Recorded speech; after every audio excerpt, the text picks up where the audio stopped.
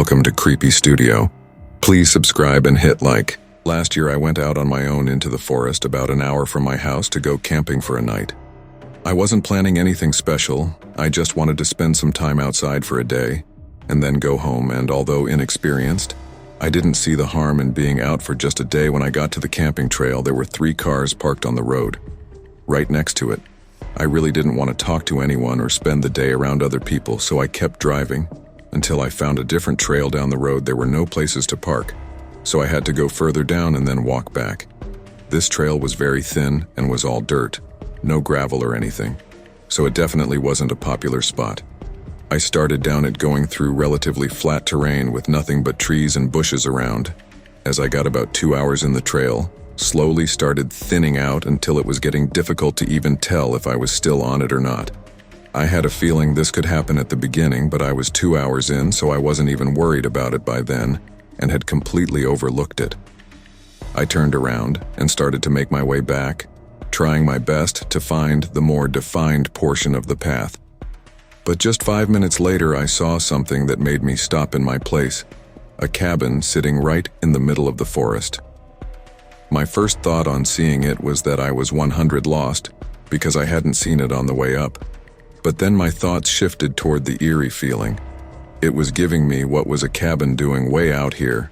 I approached it slowly, and seeing as it had no door, I looked inside. It was a mess full of old garbage.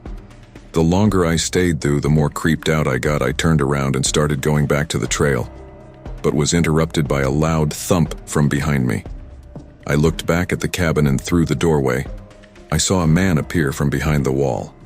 He was middle-aged and wearing torn-up clothes, pretty much looking like he lived there. He looked at me with a creepy, emotionless face. I nervously said, "Sorry," then quickly walked away. I looked back once, seeing him staring at me as I got further away. I spent the next hour on edge, looking everywhere for the trail, while also making sure I wasn't being followed. As the sun began to set, I got increasingly more worried, but thankfully just before the light was gone, I found the middle of the trail. I debated just going back to my car, but chose to stake out the night, just to be sure I didn't lose my way. Again, I unloaded my bag and got my tent set up, then went inside and laid down. I had planned to get a fire going and do a bunch of other stuff, but at this point I wasn't even in the mood anymore and just wanted to rest. I closed my eyes and drifted into sleep. When my eyes opened, it was pitch black and all I heard was the forest creaking. I tilted my head and my eyes locked on the entrance to my tent. Staring back at me was the shadow-covered face of the man with his head sticking through the half-opened entryway.